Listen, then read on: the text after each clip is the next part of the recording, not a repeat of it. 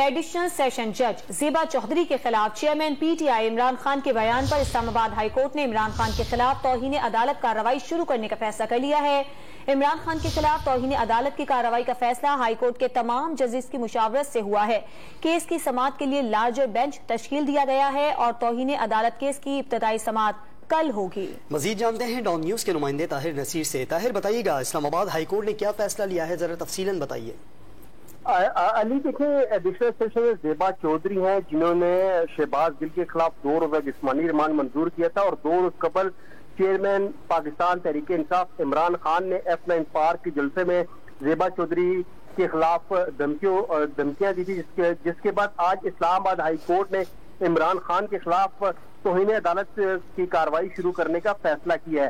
توہین عدالت کی کارروائی کا فیصلہ ہائی کورٹ کے تمام ججز کی مشاورت سے ہوا ہے، اور اس کیس کی سماعت کے لیے لارجر بینچ بھی تشکیل دے دیا گیا ہے۔